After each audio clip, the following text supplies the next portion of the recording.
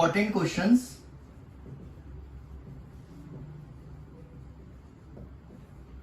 Principal value के,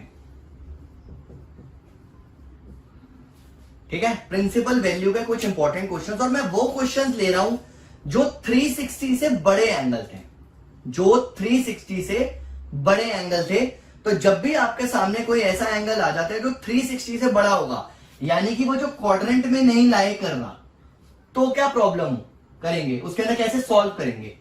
theta pi minus theta, pi plus theta, 2 pi minus theta, ऐसी situation मैंने आपको last class में बताई थी कि अगर ऐसी सिचुएशन आती है तो आपके लिए बहुत आसान है टाइप 2 के क्वेश्चंस को करने का। लेकिन अगर 360 से बड़ा एंगल आ जाए तो, फॉर एग्जांपल मैंने लिखा tan inverse tan 855 degree, tan inverse tan 855 degree. बहुत आसान सा क्वेश्चन होता है, घबराना नहीं है। आपको tan 855 की वैल्यू निकालनी आती है या नहीं आती, वो भी मैंने लास्ट क्लास में डिस्कस करी थी। आप चाहो तो साइड पे सॉल्व कर लो। tan 855 को 90 से डिवाइड करते थे, 81, ये 45 आ गया। tan 90 इंटू 9 प्लस 45, तो ये हो जाएगा cot 45। और क्वाड्रेंट कौन सा आएगा, सेकंड, तो ये लग गया minus. Second quadrant 1 2 3 4 5 6 7 8 9, 1 2 3 4 5 6 7 8 9 plus 45 second quadrant. Second quadrant में tan नेगेटिव होता है इसलिए माइनस लगाया, तो सॉल्व करके कितना आया, माइनस का 1। तो चाहो तो आप इसको फेयर में दिखा दो, tan 855 is equal to tan 90 into 9 plus 45, तो यह आ जाएगा माइनस का cot 45 विच इज -1। तो आपका क्वेश्चन बन गया tan इनवर्स -1। अब शायद आप लोगों को इसको सॉल्व करना आता है, क्योंकि ये तो टाइप 1 का क्वेश्चन बन गया। तो अगर 360 से बड़ा एंगल आता है तो बहुत आसान है, कुछ ज्यादा मुश्किल नहीं है। वो आएगा भी तो 2 नंबर में आएगा, क्योंकि वो थोड़ा सा लेंदी हो जाता है, उसका प्रोसेस ही लेंदी हो जाता है। तो उसके अंदर आपने अंदर वाली जो वैल्यू है उसको निकाला और सॉल्व कर लिया, ये फर्स्ट टाइप का क्वेश्चन बन गया। अब tan इनवर्स -1 को लिख सकते हैं tan माइनस का π/4, या ऐसे लिख लो tan इनवर्स माइनस का tan π/4। आप लोग ध्यान रखोगे जो मैं आपके सामने ये चीज बोल रहा हूं कि ब्रैकेट बहुत इंपॉर्टेंट है। -1 इज माइनस tan π/4। आप इसको ऐसे लिखोगे tan इनवर्स tan माइनस का π/4, ऐसे भी लिख सकते हैं। अब आपको मैंने लास्ट क्लास में बताया था प्रिंसिपल वैल्यू डायरेक्ट आ रही है या नहीं आ रही ब्रांच में, -π/4 डायरेक्ट आ रही है, तो इसको मैंने लिखा -π/4 बिकॉज -π/4 बिलोंग कर रहा है -90 से 90 ओपन इंटरवल्स में। तो सिंपल सा तरीका, दोबारा से बोल रहा हूं, जब भी कोई एंगल 360 से बड़ा होगा तो जस्ट उसकी वैल्यू निकाल लो, दैट्स इट, और कुछ नहीं करना। एक और क्वेश्चन लेते हैं, यहीं पे लिख रहा हूं, मैंने लिखा कोसेक इनवर्स कोसेक 1410 डिग्री। मैं जान के वही क्वेश्चन ले रहा हूं जो मैंने लास्ट क्लास में बताए थे। तो आपका काम है इसको सॉल्व करना। तो आपने किया cosec 1410 degree is equal to 1410, 90 से डिवाइड करा 15, 60 बचेगा। कोसेक 90 इंटू 15 प्लस 60 ऑड है, तो दिस इज सेक 60। ये भी मैंने आपको लास्ट क्लास में करवा दिया था। साइन चेक कर लो पॉजिटिव है या negative. 1 2 3 4 5 6 7 8 9 10 11 12 13 14 15 plus theta, fourth quadrant, shortcut भी बताया था, 4 8 12 13 14 15, 4 यहां पे खत्म होता है, 4 8 12 13 14 15, फोर्थ क्वाड्रेंट। फोर्थ क्वाड्रेंट में कोसेक होता है नेगेटिव, माइनस लगा दिया, यह आ गया -2। तो अब आपके सामने जो क्वेश्चन बन गया वो ऐसे बन गया, कोसेक इनवर्स -2, यानी कि फर्स्ट टाइप। तो आपने क्या किया, कोसेक इनवर्स 2 कब होता है 60 पर, तो कोसेक माइनस का π/3 लिख दिया, यहां पे 30 पर माइनस का π/6 लिख दिया। ठीक है, इस चीज को ध्यान रखना, ये ऐसे। अब बहुत ही सिंपल है, कोसेक इनवर्स कोसेक ब्रांच में आ रहा है माइनस का π/6, तो आपने रीजन दे दिया बिकॉज -π/2 से π/2 close intervals, with the exception of 0। ये ब्रांच में भी आ रहा है और डायरेक्ट आंसर भी हो गया। तो अगर ये 2 नंबर में भी क्वेश्चन आ रहा है तो भी ज्यादा टाइम नहीं लगेगा, क्योंकि इस वाले पार्ट को करने में आपको 30 सेकंड का टाइम लगता है, ज्यादा से ज्यादा आप लोगों को देखना है। और ये वाला पार्ट भी 30-40 सेकंड का, यानी कि 1 मिनट में 2 नंबर वाला क्वेश्चन भी खत्म हो सकता है। तो मैं तो 30 सेकंड मैक्सिमम टाइम बोल रहा हूं। हाँ, अगर आपको वैल्यूज नहीं याद कि 60 कब होता है, आपको डिवाइड करने में गड़बड़ हो रही है, डिवाइड करना नहीं आ रहा, आप माइनस प्लस गलत कर रहे हो क्वाड्रेंट में, तो इसमें कोई कुछ नहीं कर सकता। ये चीज आपको स्ट्रॉन्ग करनी है, आप लोगों को ये चीज ध्यान रखनी है। पहली और सबसे इंपॉर्टेंट चीज, सेक का नेगेटिव एंगल जो होता है वो पॉजिटिव होता है। सेक माइनस थीटा जो होता है वो पॉजिटिव थीटा ही होता है सेक। और कॉस में भी यही सिचुएशन होती है। तो इसका मतलब मैं इस क्वेश्चन को ऐसे लिख सकता हूं, पहली चीज। दूसरी चीज, इस एंगल को सॉल्व करा तो मेरे ख्याल से 420 आ रहा है, क्योंकि 3 से 180 को काटूंगा तो 60, 6 7 था 420। अब 420 देखो, 90 into 4 plus theta plus 60, 360 plus, तो देखो sec inverse sec 90 into 4 plus 60, मैंने बीच में ही डाल दिया बिना वैल्यू निकाले। सेक इनवर्स इवन है, नो चेंज, तो सेक का सेक रहेगा 60 का 60, तो यह आ गया 60 डिग्री या π/3, तो ये करेक्ट भी। सिंपल सी चीज, आप चाहो तो 420 को 2 पाई मतलब 360 प्लस 60 भी लिख सकते हो, उससे कोई फर्क नहीं पड़ता। 2 पाई प्लस π/3 भी लिख देते, तब भी आंसर π/3 आता। तो वैल्यू निकालना इतना ही आसान होगा पेपर में, चाहे वो कॉम्प्लिकेटेड क्वेश्चन आए। और मैंने पहले बोला असाइनमेंट दूंगा, असाइनमेंट में प्रिंसिपल वैल्यू के ही 50 क्वेश्चन लिखे हुए मैंने। 50 मिनट का काम है, आप ये सोच के चलना, क्योंकि 50 क्वेश्चन, एक क्वेश्चन 1 मिनट में मैक्सिमम टाइम ले रहा हूं, तो 50 क्वेश्चन 50 मिनट, मतलब 50 मिनट में प्रिंसिपल वैल्यू का हर टाइप का क्वेश्चन मेरे असाइनमेंट में से सॉल्व कर लिया तो आ जाए बेटा, चैलेंज है, कोई भी क्वेश्चन सॉल्व होके होगा। तो पॉजिटिविटी कि मैं कर सकता हूं, बस ये चीज चाहिए, ठीक है। मैंने लास्ट क्लास में 2 फॉर्मूले लिखे थे, tan inverse x plus tan inverse y is equal to tan inverse x plus y divided by 1 minus xy। ये फॉर्मूला तब लगाना होता है जब ये x और y का प्रोडक्ट 1 से छोटा हो। और दूसरा फॉर्मूला था tan inverse x minus tan inverse y, tan inverse x minus y upon 1 plus xy। ये फॉर्मूला तब लगाना है जब इन दोनों का प्रोडक्ट -1 से कम हो। तो अब ध्यान से समझना, इन दोनों फॉर्मूलों के ऊपर बेस्ड हम क्वेश्चंस करेंगे।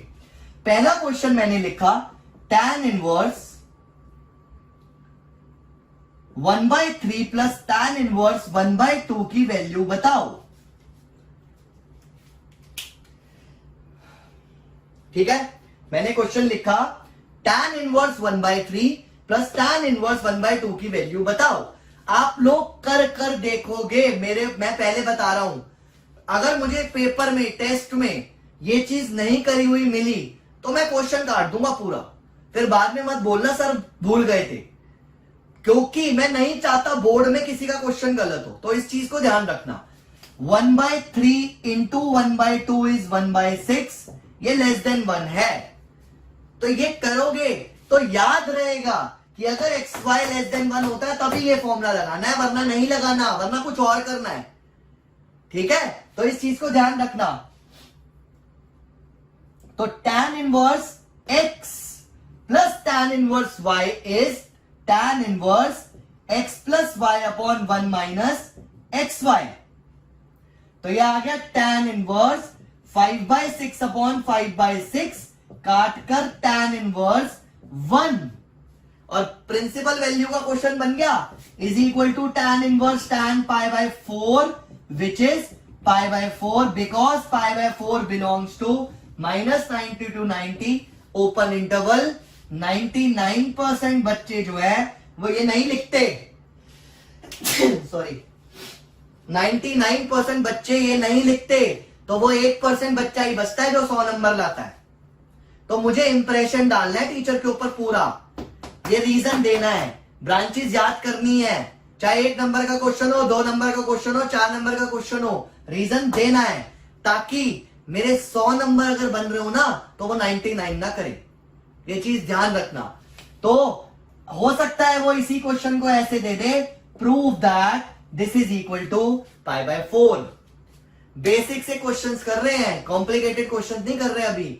मैं जल्दी में नहीं भगाऊंगा, मैंने आपको पहले ही बोला था कोर्स टाइम पे कंप्लीट हो जाएगा, उसकी टेंशन मत लेना, ठीक है। तुम tan inverse 1/3 plus tan inverse 1/2 is equal to π/4 prove करने के लिए भी आ सकता है, या ऐसे आ सकता है क्वेश्चन मार्क, वैल्यू निकालो, देखो प्रूफ भी हो गया, वैल्यू भी निकल गई। प्रूव दैट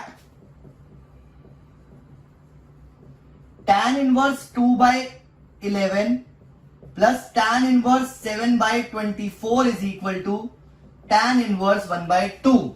फिर से देखो 2/11 इंटू 7/24, यह आएगा 14/264 which is less than 1।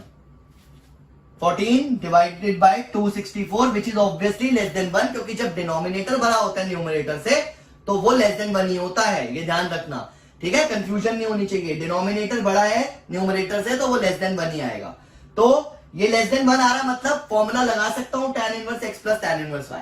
Presentation, ठीक है, xy is less than 1, therefore tan inverse x plus tan inverse y is tan inverse x plus y divided by 1 minus xy।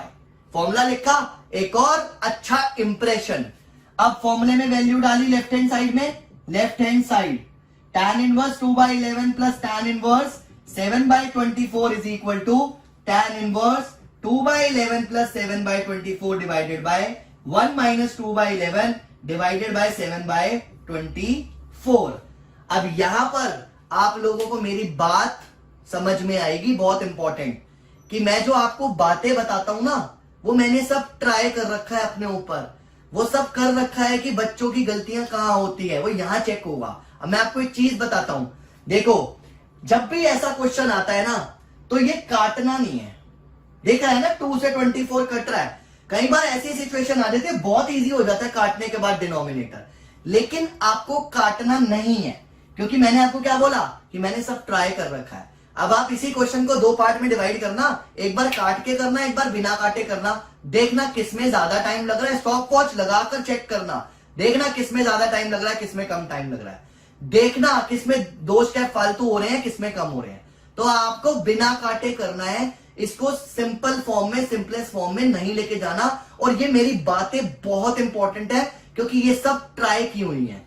तो मैंने अगले स्टेप में क्या किया, tan इनवर्स 11 को 24 से मल्टीप्लाई कर रहा 264, इसको मल्टीप्लाई करा ऊपर 48 प्लस 77, 48 प्लस 77, नीचे भी 264, यहां आ जाएगा 264 माइनस 14, 264 से 264 कट गया, tan inverse 125 divided by 250 which is tan inverse 1/2 answer.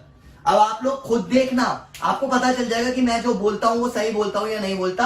आप काट कर ट्राई करना, 2 स्टेप फालतू होते हैं या नहीं होते, और ज्यादा टाइम लगता है या नहीं लगता, आपको खुद पता चलेगा, ठीक है। जल्दी से नोट करो, फटाफट से नेक्स्ट क्वेश्चन कराऊं, फटाफट। cot inverse 7 plus cot inverse 8 plus cot inverse 18 is equal to cot inverse 3। Board में आया हुआ क्वेश्चन है, सीबीएसई का क्वेश्चन है, ठीक है। अब देखो ध्यान से, कुछ नहीं है, नॉर्मल मैंने आप लोगों को बताया हुआ है कि अगर tan इनवर्स x है तो वो cot इनवर्स 1/x होता है, रेसिप्रोकल हो जाता है इस वैल्यू का, देखना यहां पे। और अगर cot इनवर्स x है तो उसको tan इनवर्स 1/x लिख सकते हैं। इस तरह से सबको चेंज किया जा सकता है, साइन कोसेक में चेंज होता है और कॉस सेक में चेंज होता है, ठीक है। असाइनमेंट में सारे फॉर्मूले सब कुछ एक्सप्लेन किया हुआ है, कोई प्रॉब्लम नहीं होगी, सब कुछ एक्सप्लेन, जो भी कॉन्सेप्चुअल नॉलेज है वो तक एक्सप्लेन करी हुई है, इवन ट्रिग्नोमेट्री भी एक्सप्लेन करी हुई है, ट्रिग्नोमेट्री भी एक्सप्लेन करी है, इनवर्स ट्रिग्नोमेट्री भी एक्सप्लेन करी है, 11 का भी एक्सप्लेन करा है, 12 का भी एक्सप्लेन करा है। तो cot इनवर्स x को हम लिख सकते हैं tan इनवर्स 1/x, तो हमने इसको बदल लिया, tan inverse 1/7 plus tan inverse 1/8 plus tan inverse 1/18 और is equal to tan inverse 1/3। 4 number में आया था ये क्वेश्चन, कुछ भी नहीं है, आपने क्या किया, इसको अलग कर लिया पहले, 1/7 इंटू 1/8 होता है 1/56 which is less than 1। Formula लगा सकता हूं, फॉर्मूला लिख देना, मैं नहीं लिख रहा। एग्जाम में, मेरे टेस्ट में सब जगह आपने ये भी लिखना है और फॉर्मूला भी लिखना है, पहले बता रहा हूं। तो आपने लिखा tan inverse 1/7 plus 1/8 divided by 1 minus 1/7 into 1/8, ये 1 हो गया हमारा। और साथ में tan इनवर्स 1/18 चल रहा है, उसको आप एज इट इज रखो। एलसीएम लिया, tan इनवर्स 56 ऊपर 15, नीचे भी 56 माइनस 1 डिवाइडेड बाय 56। यहां पे 56 से 56 कट गया, tan इनवर्स 1/18। उसको देख लो क्या आ रहा है, tan inverse 15 divided by 55 plus tan inverse 1/18। यहां काट सकते हो, इसके अंदर, मतलब इसको छोटा कर सकते हो, लेकिन फॉर्मूले में कहीं नहीं कटिंग करनी। इसको छोटा कर सकते हैं, कैलकुलेशन इजी हो जाएगी। 5 से कट किया 3, 5 से कट किया 11, और यहां पर प्लस tan इनवर्स 1/18। फिर से देखो 3/11 इंटू 1/18 जो है वो 3/198 आ रहा है, which is again less than 1। तो मतलब आप इसमें भी फॉर्मूला फिर से लगा सकते हो। आपको एक बार फिर से tan inverse x plus tan inverse y का फॉर्मूला लगाना है, अपने आप tan इनवर्स 1/3 आ जाएगा, कोई प्रॉब्लम नहीं होगी। ठीक है।